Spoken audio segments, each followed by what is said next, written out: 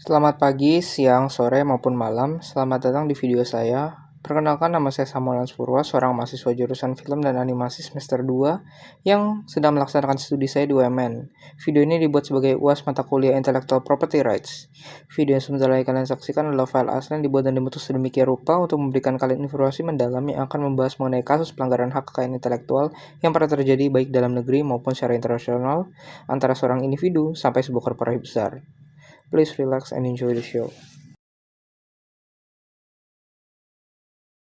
Kasus pertama yang akan saya bahas adalah kasus pelanggaran hak cipta antara lagu Apathe yang dinyanyikan oleh Bruno Mars dan Rose dengan lagu Apa Sih yang dinyanyikan oleh Band Raja. Kasus pelanggaran ini bermula pada tanggal 18 Oktober 2024, di mana Bruno Mars dan Rose merilis lagu Apathe di beberapa platform musik, seperti Spotify dan juga merilis musik video yang diupload di YouTube. Setelah merilis Apathe, lagu tersebut menjadi sangat terkenal karena nada dan pembawaannya yang dinamis, juga lirik yang sangat unik. Kepopuleran ini membuat Apathe mendapat beberapa penghargaan, seperti Mama Awards 2024. Kepopuleran Apathe ini juga membuat beberapa orang melakukan parodi dan juga cover terhadap lagunya dengan kreasinya masing-masing. Tetapi sebuah permasalahan terjadi pada Desember 2024. Pada 21 Desember 2024, sebuah lagu baru muncul, di mana band Raja merilis single baru berjudul Apa Sih. Video klip Apa Sih sendiri menunjukkan banyak penggunaan elemen yang mengingatkan pada konsep video Apathe. Setelah lagu Apa Sih dirilis, banyak warganet Indonesia yang mulai menyadari kemiripan melodi dan aransemen Apa Sih dengan lagu Apathe. Dengan kemiripan yang terjadi, beredarlah sebuah isu plagiarisme di media sosial, membuat warganet mulai menuntut band Raja untuk menjelaskan semuanya. 23 Desember 2024, band Raja mengadakan konferensi pers di Jakarta untuk menanggapi kontroversi yang terjadi. Dalam pernyataan resminya, Raja mengakui bahwa Apa Sih memang terinspirasi dari lagu Apathe milik Rose dan Bruno Mars. Gitaris Raja, Mouldy, berkata terinspirasi dari yang ramai di tahun 2024. Dan vokalis Ian Kasela pun menyebut nama Bruno Mars saat menjelaskan konsep lagu. Mereka juga menyatakan bahwa konsep video termasuk pemilihan model dibuat semirip dengan gaya Bruno Mars. Kasus ini semakin besar saat 30 Desember 2024, lagu Apa Sih ini dihapus dari platform streaming Spotify. Laporan menyebut penghapusan ini terkait dengan adanya klaim plagiarisme dari lagu Apathe. DJKI juga menyatakan bahwa lagu Apa Sih di-takedown karena dugaan pelanggaran hak cipta. Takedown ini membuat beberapa warganet mulai meminta anggota band Raja untuk berbicara, sehingga pada 2 Januari 2024, vokalis band Raja, Ian Kasela, memposting video di TikTok menanggapi hujatan netizen. Ian menyatakan kekecewaannya atas serangan warganet, namun menegaskan bahwa ia tidak akan terlalu mempedulikan komentar negatif. Ian menekankan bahwa kreator bebas berkreasi meski dinilai mirip karya orang lain. Dari tanggapan dan takedown dilakukan, DJKI pun mulai mengambil tindakan. Pada 3 Januari 2024, DJKI merilis pernyataan resmi menanggapi kasus ini. Pernyataan ini menyatakan bahwa telah terjadi dugaan pelanggaran hak cipta, sehingga menjadi perhatian pemerintah. DJKI juga menegaskan konsekuensi hukum penggunaan karya tanpa izin. DJKI juga menegaskan bahwa mereka akan melakukan proses penilaian untuk menganalisis kedua lagu, dan jika pihak Bruno Mars dan Rose mengambil tindakan, maka DJKI akan menjelaskan proses hukumnya dan juga DJKI akan mengambil tindakan upaya pencegahan pada kreator musik lain agar tidak terkena kasus pelanggaran hak cipta. Permasalahannya cukup berat dan belum diselesaikan karena pihak Bruno Mars dan Rose yang masih belum mengeluarkan pernyataan resmi untuk menuntut band Raja, ditambah dengan DJKI yang masih belum ada informasi setelah 3 Januari 2025, sehingga kasus ini belum terselesaikan.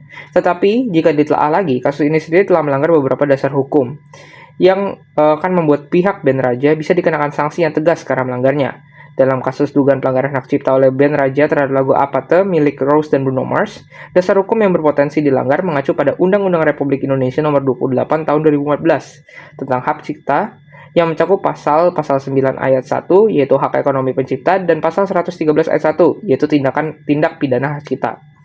Jika terbukti bahwa band Raja melanggar hak cipta dari lagu Apathe dengan mengambil elemen penting dari lagu Apathe seperti melodi, progresi, dan aransemen tanpa izin dari pemegang hak cipta yaitu Rose dan Bruno Mars atau label musik yang menaunginya dan digunakan untuk komersial, maka mereka berpotensi melanggar pasal 9 Undang-Undang Dasar Hak Cipta dan dapat dikenai sanksi sesuai pasal 113 pidana maupun denda.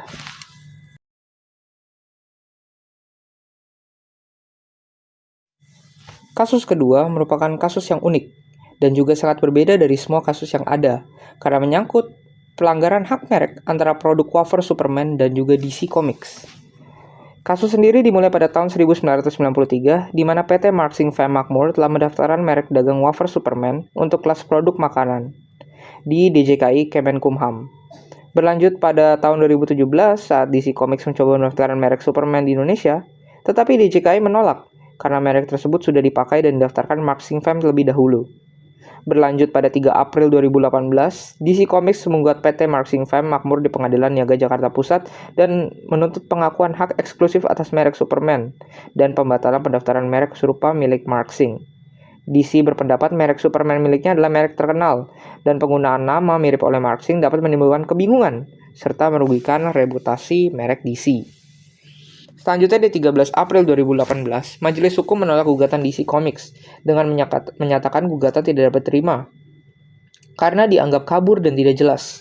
Majelis menilai DC campurkan tuntutan pembatalan merek Marxing dengan permintaan penerbitan sertifikat merek baru atas nama DC, serta kuasa hukum DC tidak berwenang meminta penerbitan sertifikat baru tersebut. Pada Mei 2019, Mahkamah Agung menguatkan putusan pengadilan. Mahkamah Agung memutuskan menolak kasasi DC Comics atas pertimbangan gugatan yang kabur dan melebihi kewenangan hukum, sehingga DC harus mengakui kemenangan Marxing Fam. Pengadilan juga memerintahkan DC untuk membayar biaya perkara kasasi sebesar 5 juta. Dengan demikian, merek Superman milik Marxing Fam tetap terdaftar. Kemudian 27 Mei 2020, setelah lebih dari 2 tahun, DC Comics kembali mengajukan gugatan baru atas merek Superman ke Pengadilan Negeri Jakarta Pusat. Pada tanggal tersebut, pengadilan akhirnya mengabulkan seluruh gugatan DC. Putusan memutuskan menyatakan penggugat DC Comics sebagai satu-satunya pihak yang berhak atas merek Superman di Indonesia dan menyatakan merek Superman atas nama PT Marxing Fam Makmur telah didaftarkan dengan itikat tidak baik, sehingga pengadilan membatalkan pendaftaran merek Marxing Fam dan memerintahkan perusahaan tersebut menghapus semua unsur Superman dari kemasan produknya.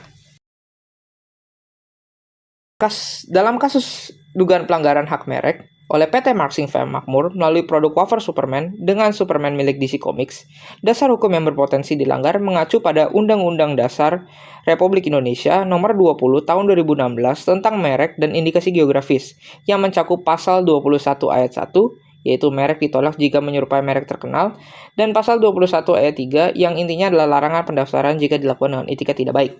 Merek Superman milik DC Comics merupakan merek terkenal karena dapat dilihat dari bukti pendaftaran merek tersebut di berbagai negara. Dalam gugatan, DC Comics pun juga melampirkan pendaftaran merek Superman milik mereka di berbagai negara. Merek terkenal sendiri memiliki persyaratan dari pasal 18 ayat 3 Peraturan Menteri Hukum dan HAM Nomor 67 Tahun 2016 tentang pendaftaran merek, di mana merek Superman milik DC Comics sendiri sudah memiliki semua persyaratannya. Maka dari itu, produk wafer Superman melanggar hak merek yang dimiliki oleh DC Comics. Walaupun kalah di awal, tetapi DC Comics yang masih berusaha memperjuangkan hak mereknya untuk Superman agar tidak digunakan secara sembarangan, membuatnya memenangkan kasus tersebut dan mendapatkan kembali hak merek Superman di Indonesia.